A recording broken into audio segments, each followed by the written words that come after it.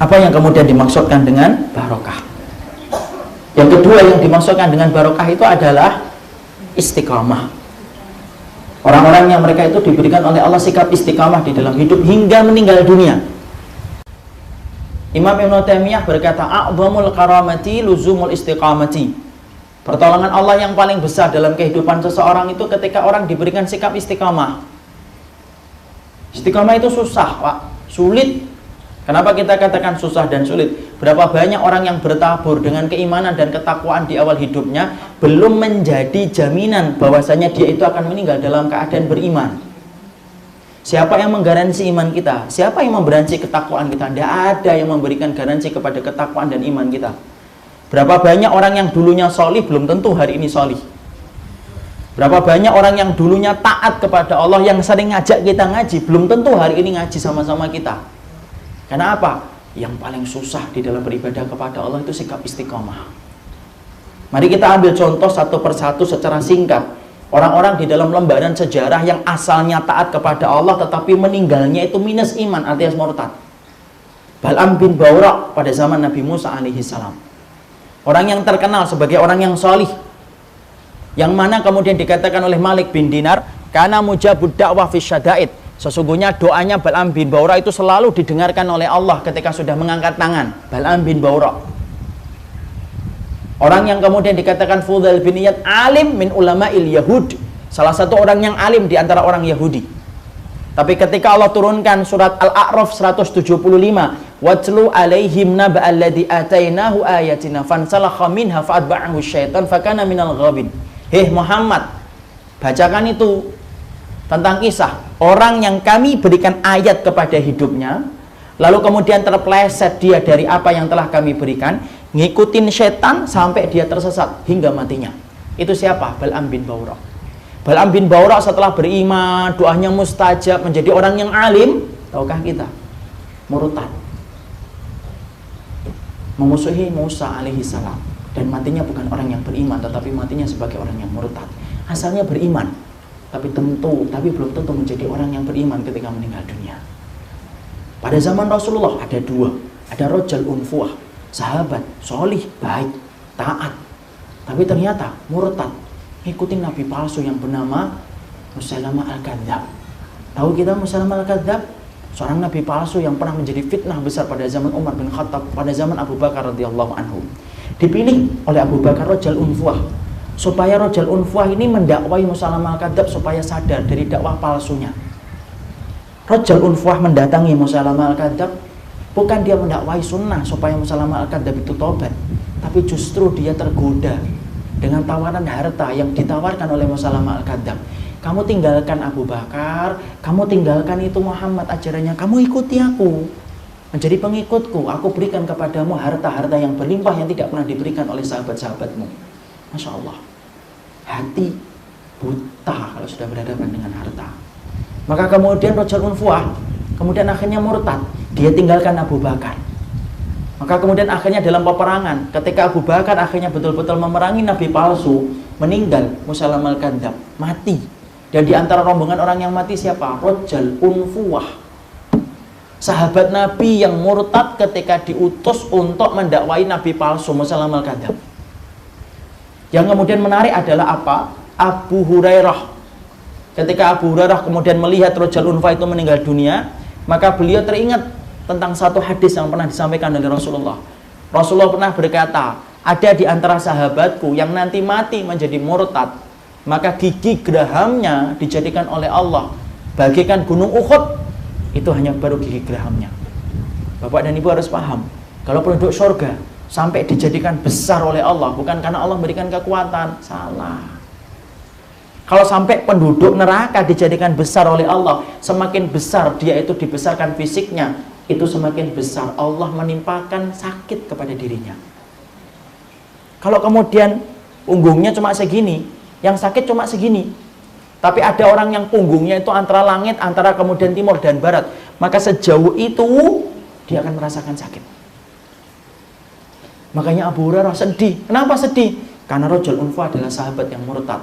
Itu dulu temannya, tapi kemudian lega. Kenapa lega? Karena ternyata yang murtad di antara sahabatnya Nabi bukan beliau. pada sahabat Rasul.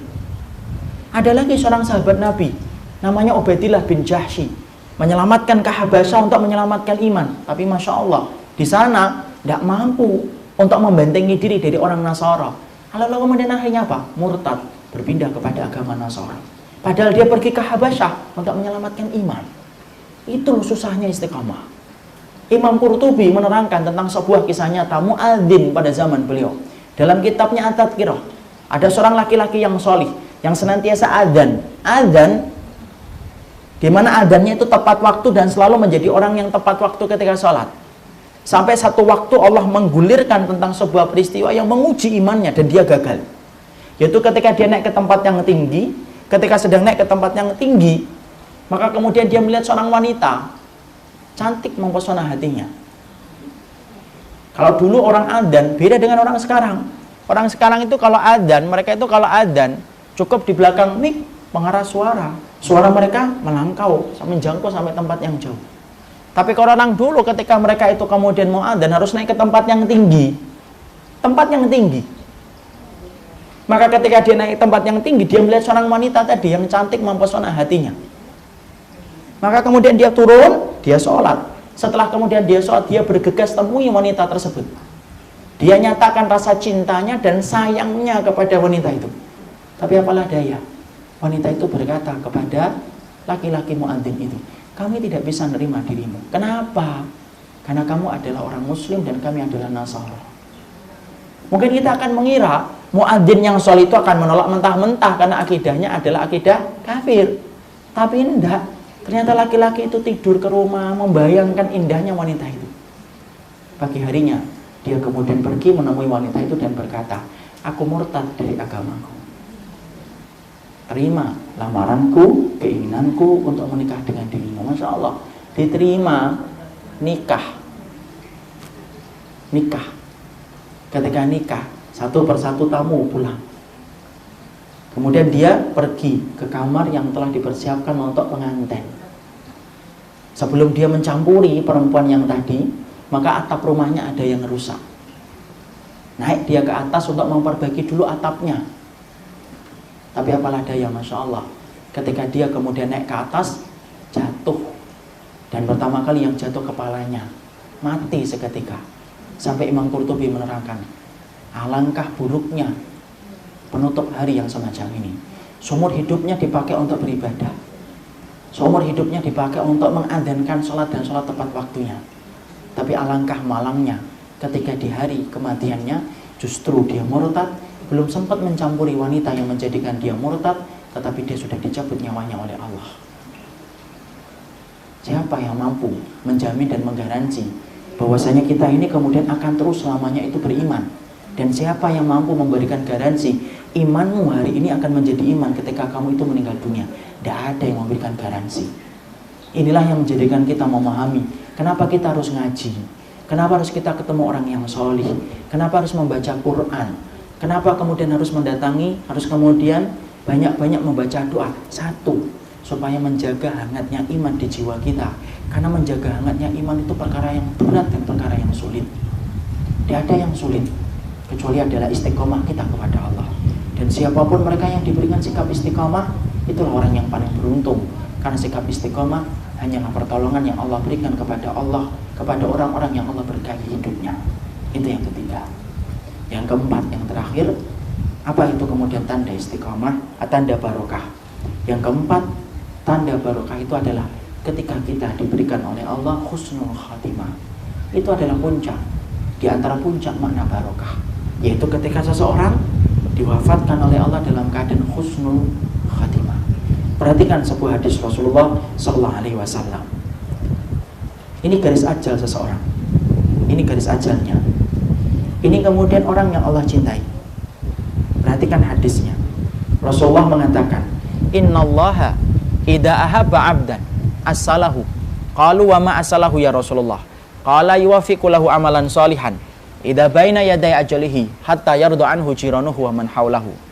Rasulullah Sallallahu Alaihi Wasallam menerangkan, Allah itu kalau sudah cinta sama orang, betul-betul cintanya kepada seorang manusia, Allah itu akan memberikan pemanis kepada orang yang Allah cintai. Allah betul-betul akan cintai orang-orang tersebut. Allah kemudian ketika mencintainya, Allah memberikan kepadanya pemanis. Kemudian qalu, para sahabat bertanya, wa ma as-salahu, apa itu ya Rasulullah? Tanda orang yang Allah berikan kepadanya pemanis. Artinya apa sih pemanis itu? Kita ambil contoh, ini garis ajal seseorang. Ini kemudian adalah manusia yang Allah cintai. Contoh, kalau kemudian ada orang yang sudah kemudian Allah cintai, ketika dia mendekati garis ajalnya, tinggal beberapa langkah saja dia akan meninggal dunia, Allah tidak biarkan dia. Allah tidak biarkan dia dalam keadaan yang biasa. Allah sibukkan dia untuk melakukan amal soleh ketika dia berada pada gerbang kematiannya. Allah sibukkan melakukan ketaatan, Allah sibukkan melakukan ibadah. Ketika dia sudah sibuk melakukan ketaatan dan ibadah, barulah kemudian dia itu menginjak garis ajalnya. Ketika dia menginjak garis ajalnya, sedang sibuk melakukan ketaatan, sedang sibuk melakukan ibadah, mati dalam keadaan beribadah. Matinya apa? Husnul khatimah. Yardha anhu jiranuhu wa man haulahu. Ketika ada orang yang sudah diwafatkan oleh Allah dalam keadaan husnul khatimah, maka sesungguhnya ridho keluarganya. Ketika mendapati keluarganya itu meninggal dalam keadaan ibadah, ridho orang di sekitarnya, sahabatnya, koleganya, temannya, ketika dia tahu matinya dalam keadaan taat di jalan Allah. Itulah cara ketika Allah itu menentukan husnul khatimah. Siapa yang mampu menentukan kematian dalam hidup kita? Satu, Allah doang. Allah saja. Kita kalau ditanya kapan haji, masih bisa menyebutkan tahunnya 2 tahun lagi. Kalau kita ditanya kapan memperbaiki rumah, kita masih menyebutkan tahunnya, insya Allah tahun depan. Kapan umroh? 2 bulan lagi. Tapi siapa yang mau menjawab? Kalau kita ditanya kapan mati, Pak? Tidak ada yang menjawab insya Allah pada asal. Tidak ada. Karena tidak ada yang tahu tentang kematian kita kecuali adalah Allah. Dan Allah ngatur. Kalau antum dan saya diberkati oleh Allah dalam kehidupan kita, Allah yang atur bagaimana matimu supaya matimu menjadi pemanis bagi orang yang ada di sekitarmu ketika kamu meninggal dalam keadaan beribadah.